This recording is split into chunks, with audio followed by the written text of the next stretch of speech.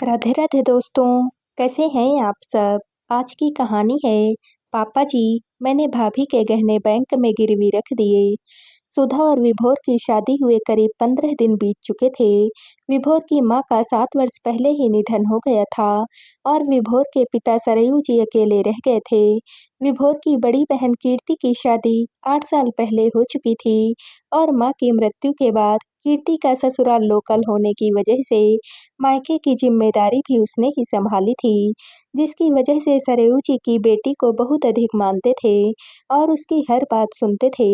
अब पत्नी की मृत्यु के 7 साल बाद बेटे विभोर की शादी हुई थी और घर में सुधा बहू बनकर आई थी, लेकिन इन 7 सालों में कीर्ति की दखलंदाजी मायके में पूरी रही थी, क्योंकि मायके में कोई औरत नहीं थी और पुरुषों को घर की जिम्मेदारियों से उतना मतलब नहीं होता, तो कीर्ति घर में क्या करती है, कैसे करती है, ना ही सरयू जी को मतलब था, ना ही विभोर को, और कीर्ति उस घर में एक छत्र साम्राज्य चला रही थी। लेकिन सुधा के आने के बाद से कीर्ति को ऐसा लगने लगा था कि अब उसके हाथ से उसके मायके का वर्चस्व निकल जाएगा और वह तिलमिला उठी थी। और जब से सुधा आई थी, उल्टी-सीधी हरकतें कर रही थी, उसे परेशान करने के लिए, जो कीर्ति के पापा सरयू जी को समझ में नहीं आ रहा था। और कैसे समझ में आता, जैसे विभोर उनका बेटा था, वैसे ही कीर्ति भी तो उनकी ही बेटी थी, पर कीर्ति उस घर पर अपना एक अधिकार चाहती थी, यह बात उनकी समझ से बाहर थी। आज फिर सुबह-सुबह ही कीर्ति मायके आ धमकी थी। सुधा किचन में खाना बना रही थी, तभी उसकी ननंद कीर्ति अचानक से घर पहुंच गई। रसोई में घुसते ही वह कहने लगी, छी भाभी, रसोई कितनी गंदी रखी है तुमने। स्लैब पर कितनी सारी सब्जियों का छिलका पड़ा हुआ है। कितनी फूहड़ हो तुम। ऐसी गंदी रसोई में पका हुआ खाना कौन खाएगा। मुझे तो उल्टी ही आ जाए। यह सुनकर सुधा झेंप गई और कहने लगी, दीदी अभी तो सब्जियां काट ही रही हूँ। सब्जी काटने के बाद सफाई करूंगी ना मैं। कीर्ति गुस्से में कहने लगी, बस बस बातें मत बनाओ। बिना सास का ससुराल है ना तुम्हारा, इसीलिए मनमानी करती रहती हो। यह मेरे पापा का घर है और मैं अपने पापा के घर में जरा सी भी गंदगी बर्दाश्त नहीं कर सकती हूँ। कीर्ति के तेवर देखकर सुधा सन्न सी रह गई। तभी सरयू जी भी पानी लेने के लिए रसोई में आए। उनके सामने ही कीर्ति अपनी भाभी को डांटते हुए बोली, देखो भाभी, मैं यहाँ नहीं रहती हूँ, तो इसका मतलब यह नहीं है कि तुम अपनी मनमानी करोगी। घर को कैसे चलाना है, वह तुम मुझसे पूछ लेना। कोई भी काम अपनी मर्जी से मत करना। क्यों पापा, ठीक कह रही हूँ ना मैं? सरयू जी हल्के से मुस्कुराते हुए बोले, हाँ बेटा, माँ के जाने के बाद तो तुमने ही इस घर को संभाला है। कहाँ कौन सा सामान रखा है, घर में कब क्या आएगा, यह सब मुझे तो कुछ ज्यादा समझ में ही नहीं आता है। यह सुनकर सुधा मन ही मन सोचने लगी कि अब तो मैं इस घर में आ गई हूँ, तो मैं भी यह सब संभाल सकती हूँ। लेकिन खैर अभी उसकी शादी को 15 दिन ही हुए थे, तो वह ज़्यादा कुछ भी बोल नहीं पाई। लेकिन ननंद की इतनी दखलंदाजी देखकर वह हैरान परेशान हो उठी थी। अभी उसे इस घर में आए हुए 15 दिन ही हुए थे और उसकी ननंद पूरे घर में घूम-घूम कर बता रही थी कि यह देखो यहाँ धूल जमी हुई है, यह सामान यहाँ नहीं रखते हैं हम। यहाँ तक कि वह उसके बेडरूम में भी घुस गई और कहने लगी कि यह ड्रेसिंग टेबल तुम्हें यहाँ नहीं लगाना चाहिए, बल्कि खिड़की के पास लगाना चाहिए। अब तो सुधा के बर्दाश्त की हद पार होती जा रही थी, लेकिन उसने चुप रहना ही बेहतर समझा। उसके बाद ननंद ने लंबी चौड़ी लिस्ट बताते हुए कह दिया कि रसोई में जाओ और मेरे लिए खाना बना कर ले आओ।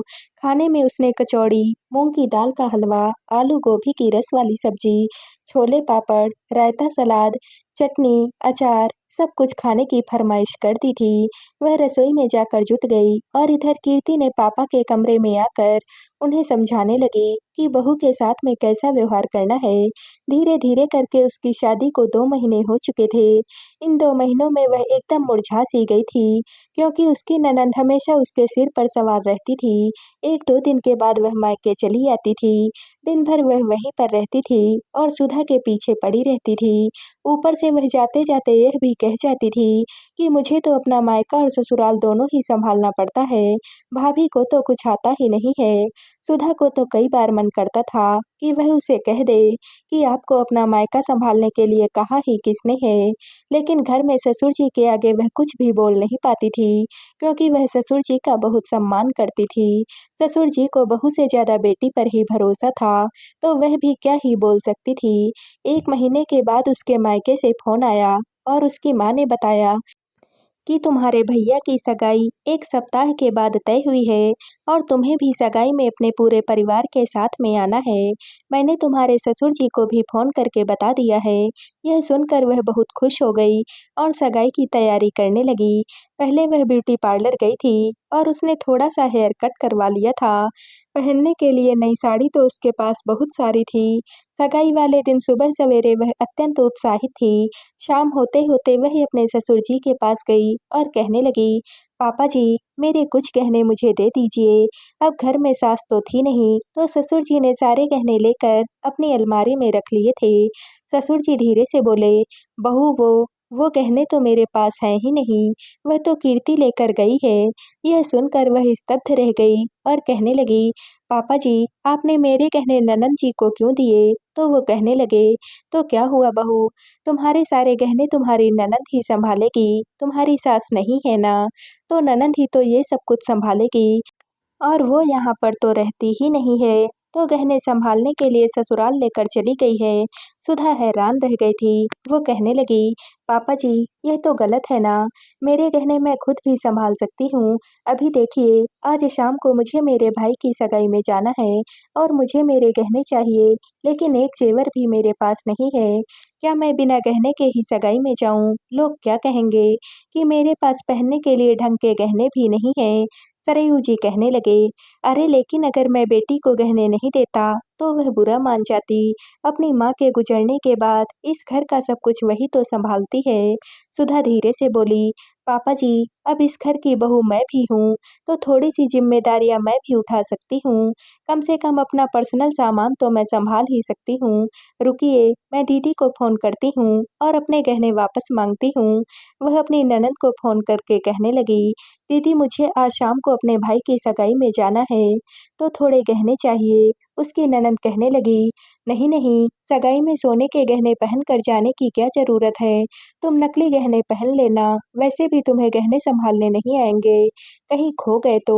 अब तो सुधा का चेहरा गुस्से से तमतमा उठा और वह कहने लगी कि मैं कोई छोटी बच्ची नहीं हूँ, मैं अपने गहने खुद ही सँभाल सकती हूँ, आपको चिंता करने की ज़रूरत नहीं है। उसकी ननद उसे डाँटते हुए बोली कि यह मत सोचना कि घर में तुम्हारी सास नहीं है, तो तुम्हें कोई भी देखने वाली नहीं है। मैं घर की बड़ी हूँ और मैं सब कुछ सँभाल लूँगी, क्योंकि वह घर मेरा है। सुधा ने हैरानी से अपने ससुर जी की ओर देखा। वह एकदम से खामोश खड़े थे। सुधा ने फ़ोन काट दिया और वह अपने ससुर जी से बोली, "पापा जी, यह दीदी क्या बोल रही हैं?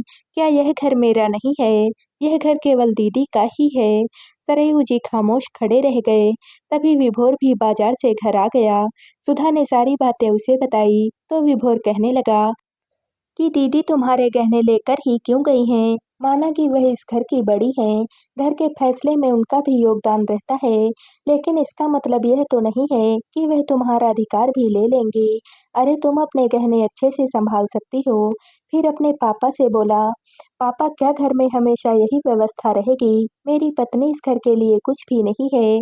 अगर मेरी पत्नी आपकी सेवा कर सकती है, घर के सारे काम संभाल सकती है, तो वह भला अपने गहने क्यों नहीं सँभाल सकती है?" सरयू जी अब क्या ही बोलते, वह धीरे से बोले, "लेकिन बेटा, अगर मैं तुम्हारी दीदी को कुछ बोलूँगा, तो वह बुरा मान जाएगी। आखिर माँ के बाद उसने ही तो घर को सँभाला है।" तब विभोर गुस्से में बोला कि अगर ऐसी ही बात थी, दीदी यह घर सँभाल ही ले रही थी, तो मेरी शादी करवाने की क्या ज़रूरत थी? अगर आप घर की बहू लेकर आए हैं, तो उसे उसके अधिकार भी देने होंगे। क्योंकि आप उससे उसका फर्ज तो निभाने की उम्मीद कर ही रहे हैं ना। सरयू जी कहने लगे, "बेटा अब जो है वैसे ही चलने दो ना, इतना तमाशा करने की क्या ज़रूरत है? मैं तो बहू को कुछ भी नहीं बोलता हूँ ना।" लेकिन आज सुधा को बहुत बुरा लगा था। वह कहने लगी, "बाबूजी, मुझे मेरे सारे गहने वापस चाहिए। बाकी आप लोग घर के फैसले में दीदी से पूछ-पूछ कर करते रहिए, लेकिन गहने तो मैं लेकर ही रखूँगी। अब सरयू जी मजबूर हो गए थे। बेटे बहू के आगे वह कुछ भी बोल नहीं पा रहे थे, क्योंकि उनकी बात सही भी थी। विभोर उन्हें चुप देखकर बोला, पापा अगर दीदी को ही यह घर संभालना है, तो मैं एक काम करता हूँ। मैं सुधा को लेकर यहाँ से कहीं दूर चला जाता हूँ और अपना ट्रांसफ़र भी वहीं पर करवा लेता हूँ। मैं पिछले 2 सालों से अपना ट्रांसफ़र टालता आ रहा हूँ, ताकि आप अकेले ना रह जाएँ और अब मेरी शादी हो गई है, मेरे खर्चे भी बढ़ रहे हैं, मुझे प्रमोशन भी चाहिए और उसके लिए मुझे ट्रांसफ़र लेना ही होगा। शायद वहाँ पर अपनी गृहस्थी मैं अपने हिसाब से चला पाऊँ और मेरी पत्नी को भी कोई कुछ नहीं बोलेगा, लेकिन फ़िलहाल तो आप दीदी को फ़ोन करके सारे गहने लेकर आने के लिए कहिए। सरयू जी अजीब-सी उलझन में डूब गए थे। काफ़ी देर तक सोचने के बाद उन्होंने धीरे से कहा, ठीक है बच्चों, तुम्हारी बात बिल्कुल सही है। तुम लोग मेरे साथ रहते हो, तो घर की ज़िम्मेदारी भी तुम्हें ही सँभालनी चाहिए और अब तो बहू आ गई है, तो बहू अपना घर सँभाल सकती है। बेटी को वहाँ अपना ससुराल सँभालना चाहिए। उन्होंने तुरंत ही अपनी बेटी कीर्ति को फ़ोन किया और कहने लगे, सुनो बेटा, बहू के गहने लेकर तुरंत घर चली आओ। कीर्ति कहने लगी, पापा आप भी अपने बेटे बहू की बातों में आ गए। वह लोग लालची हो गए हैं। क्या उन्हें रिश्ते से ज़्यादा गहने ही प्यारे हैं? सरयू जी गंभीर आवाज़ में कहने लगे, बेटी तुम तो रिश्तों का मोल समझती हो ना, तो तुम्हें ये गहने अपने पास रखने की क्या ज़रूरत है? तुम बहू के गहने बहू को दे दो। अगर वह नहीं भी सँभाल पाई, तो वह अपने गहनों की ज़िम्मेदारी खुद लेगी। मैं उसे दोबारा कोई नए गहने बनवाकर थोड़ी ना देने वाला हूँ। वह गहने खो कर आए या फिर पहनकर खुश रहे, यह उसकी ज़िम्मेदारी होगी, हमारी नहीं। और अब तुम्हें दोहरी ज़िम्मेदारी निभाने की ज़रूरत नहीं है। ये घर बहू को सँभालने दो, तुम अपना घर देखो। अब पापा जी ने कीर्ति को साफ-साफ गहने लाकर देने के लिए बोल दिया था, पर सरयू जी को क्या पता था कि कीर्ति ने क्या खुराफाती कर रखी है। गहने तो कीर्ति के पास थे ही नहीं। उसने सुधा के गहने गोल्ड लोन में लगाकर उन गहनों के बदले अच्छा खासा लोन ले रखा था, जिससे वह अपने घर का ऊपर वाला फ्लोर बनवा रही थी। अब कीर्ति फँस चुकी थी। उसने सपने में भी नहीं सोचा था कि इतनी जल्दी सुधा अपने गहनों की डिमांड कर देगी। इसलिए उसने अपने पापा से बोला, पापा मुझे तो लगा था गहने अभी मेरे पास ही रहेंगे। सुधा तो अभी बच्ची है, वह क्या ही गहने संभाल पाएगी। इसलिए मैंने वह गहने गोल्ड लोन पर रख दिए और उन्हीं पैसों से अपने घर का ऊपर वाला फ्लोर बनवा रही हूँ। वैसे भी गहने घर पर रहते या बैंक में पड़े रहें, सुरक्षित ही तो हैं। अब मैं तुरंत गहने लेकर कहाँ से आऊँ? जब मैं लोन चुका दूंगी, तब मैं सुधा के गहने लाकर उसे वापस कर दूंगी। यह बात सुनकर सरयू जी हैरान हो गए और सुधा और विभोर उन्हें तो यकीन ही नहीं हो रहा था कि उनसे पूछे बिना कीर्ति सुधा के गहने लेकर चली गई और ऊपर से गोल्ड लोन में भी लगा दिया। आज सरयू जी को भी अपनी गलती का एहसास हो रहा था। कीर्ति ने इतना घटिया काम किया था। चलो माँ बाप की संपत्ति पर उसका हक था, यह बात तो समझ में आती है, पर सुधा के गहने सुधा से पूछे बिना ही गोल्ड लोन में लगा दिए। आज सरयू जी बहुत ज़्यादा पछता रहे थे और सुधा और विभोर तो गुस्से और दुख से भर गए थे। अब सरयू जी ने कीर्ति से बोला, मैंने तुझ पर भरोसा किया कि तू यह घर अपनी माँ के जाने के बाद अच्छे से संभाल रही है और तूने आज मुझे मेरी ही बहू के सामने नीचा दिखा दिया। बहुत गलत किया है तूने। अब एक काम कर, तेरी माँ के भी सारे गहने भी तो तेरे पास ही है ना, जल्दी से वह सारे गहने लेकर यहाँ आ। सुधा उनमें से अपनी पसंद के गहने पहनकर अपने भाई की सगाई में जाएगी और जल्दी से जल्दी सुधा के गहने छुड़वाकर सुधा को वापस कर। कीर्ति ने बोला, मैं आकर बात करती हूँ और थोड़ी देर में कीर्ति मायके आ गई, लेकिन खाली हाथ। अब सरयू जी ने बोला, तेरी मम्मी के गहने कहाँ हैं? मैंने बोला था ना कि लेकर आना। कीर्ति ने बोला, क्या पापा आप भी? मम्मी के गहनों पर तो मेरा हक बनता है ना। मम्मी तो अब रही नहीं, तो उनकी बेटी ही तो उनके गहने पहनेगी ना। मैंने मम्मी के गहने बदलवा कर उनसे अपने लिए नए गहने बनवा लिए हैं और अब वह गहने मैं सुधा को क्यों दूँ? वह तो मेरे गहने हैं ना। अब सरयू जी को दूसरा झटका लगा था और उन्होंने बोला, किसने कहा कि तुम्हारी माँ के गहने तुम्हारे थे? तुम्हारी माँ के गहने तुम्हारी माँ के जाने के बाद मेरे थे और मेरे बाद मेरे दोनों बच्चों के थे। तुमने अकेले ही कैसे फैसला कर लिया कि वह सारे गहने तुम्हारे हैं? वो भी मुझसे पूछे बिना ही। उन गहनों पर सुधा का भी बराबर का हक था, लेकिन तुमने इतना स्वार्थ दिखाया कि माँ के नहीं रहने पर माँ के सारे गहने ही लेकर चली गई और उनसे अपने लिए नए गहने बनवा लिए। शर्म नहीं आई तुझे अपनी माँ की यादों को बेचते हुए और अपने छोटे भाई विभोर का हक मारते हुए? तुझे याद नहीं, जब तेरी माँ जिंदा थी, कितने प्यार से कोई गहना लाती थी, तो बताती थी, यह गहना मेरे विभोर की पत्नी के लिए रहेगा और यह गहना मेरी कीर्ति के लिए। लेकिन तूने तो सारे के सारे गहने खुद ही हड़प लिए। अभी कुछ देर पहले तू मुझे समझा रही थी कि विभोर और सुधा लालची हैं और उन्हें गहनों का लालच है। अब देख, गहनों का लालच किसे है? माँ के सारे गहने हड़प कर उनसे अपने लिए गहने बनवा लिए। भाभी के सारे गहने गोल्ड लोन में लगाकर उससे अपने घर के ऊपर का फ्लोर बनवा रही है और जिम्मेदारियां निभाने की बात करती है। मैंने तो तुझ पर विश्वास करके अपने घर की पूरी जिम्मेदारी तुझे सौंप रखी थी और तूने मुझे यह सिला दिया है। आज तूने मुझे मेरी बहू के सामने ही मेरी नज़रें झुका दी हैं। मैंने सपने में भी कभी नहीं सोचा था कि मेरी बेटी की वजह से मुझे यह दिन देखना पड़ेगा। कीर्ति में इतना सब कुछ सुनने के बाद भी थोड़ी-सी भी शर्म नहीं आई थी और वह बोली, "फालतू की बातें मत कीजिए पापा। मम्मी के गहनों पर मेरा हक था, सिर्फ़ और सिर्फ़ मेरा, क्योंकि मम्मी के जाने के बाद इस घर को मैंने ही तो सँभालना है। तो मैंने अपना हक ले लिया, मुझे उसके लिए किसी से पूछने की कोई भी ज़रूरत नहीं है। और रही बात सुधा के गहनों की, तो कोई करोड़ रुपए नहीं मिल गए मुझे इसके गहने गिरवी रख के। जब पैसे होंगे, इसके गहने छुड़वा कर इसे दे दूँगी। फालतू के ड्रामा मत कीजिए। वैसे भी अब आपकी बहू आ गई है, तो आपको बेटी की क्या ही ज़रूरत है। जा रही हूँ मैं यहाँ से, अब नहीं आऊँगी आपके घर।" सरयू जी को समझ में आ चुका था कि अब वह क्यों नहीं आएगी, क्योंकि उसे जो करना था वह कर चुकी थी। आज सरयू को एक-एक चीज़ समझ में आ रही थी और उन्होंने मोबाइल में अपना बैंक स्टेटमेंट चेक किया, क्योंकि उनका एटीएम कार्ड भी उनकी बेटी के पास में ही रहता था और वही उनकी ज़रूरत की चीज़ उन्हें ला कर देती थी। और जब सरयू जी ने अपना बैंक अकाउंट डिटेल देखा, तो वह हैरान हो गए। अच्छी खासी पेंशन आती थी उनकी हर महीने की, लेकिन उनके बैंक अकाउंट में मात्र 15,000 रुपए थे और विथड्रॉल की डिटेल देखकर उन्हें यकीन ही नहीं हो रहा था। एटीएम से काफ़ी ज़्यादा पैसे लगातार निकाले गए थे, क्योंकि सालों से उन्होंने अपना एटीएम का इस्तेमाल किया ही नहीं था।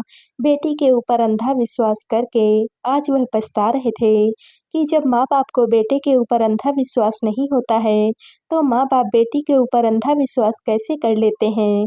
अगर बेटा धोखा दे सकता है, तो बेटी भी तो धोखा दे सकती है, जो कि उनको मिल भी चुका था। सरयू जी ने कृति को जब बैंक अकाउंट के बारे में पूछा, तो वह उसके लिए भी साफ-साफ मुकर गए और बोली, "आपका बैंक अकाउंट है, आप जानिए, किसने कब कितना विथड्रॉल किया है। मैसेज तो आपके फ़ोन में आते ही होंगे ना, और आप मुझे अपना एटीएम देते थे, तो आपका ही सामान तो लेकर आती थी।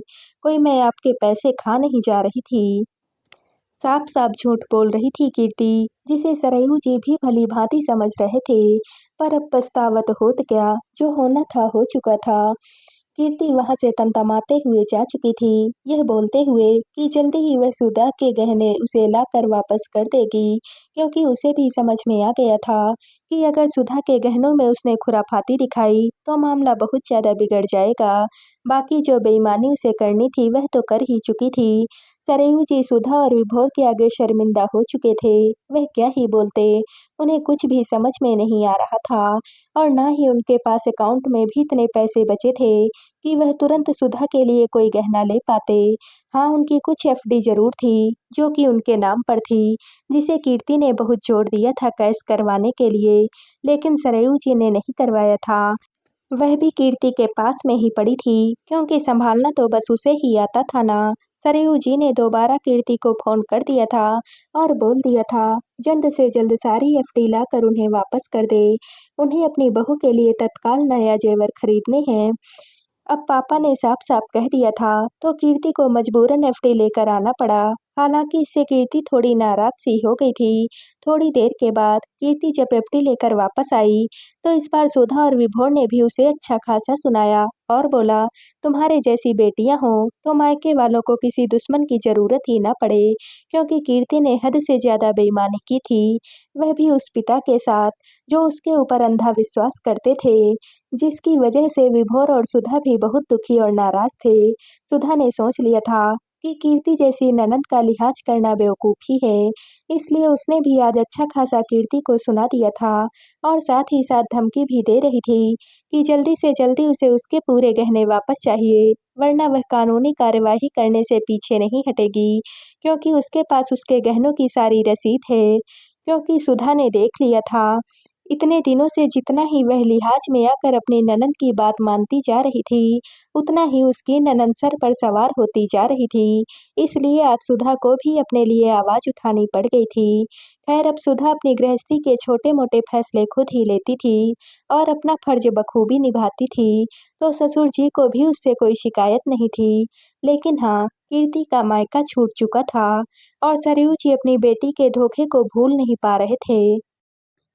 सुधा के गहने तो कीर्ति ने लौटा दिए थे, सुधा और विभोर के डर की वजह से, लेकिन माँ के गहनों और पापा के बैंक अकाउंट से निकल गए पैसों के मामले में वह साफ-साफ मुकर चुकी थी और अब अपने मायके से कोई मतलब नहीं रखती थी, क्योंकि उसे पता था कि बेईमानी तो उसने कर ली है, पर पापा उसके खिलाफ कोई कदम नहीं उठाएंगे, क्योंकि आखिर उसके पिता जो हैं और सरयू जी भी दिन-रात यही सोचते थे कि अगर यही गलती विभोर और सुधा ने की होती, तो क्या वह उन्हें भी माफ़ कर देते और उनके खिलाफ कोई कदम नहीं उठाते?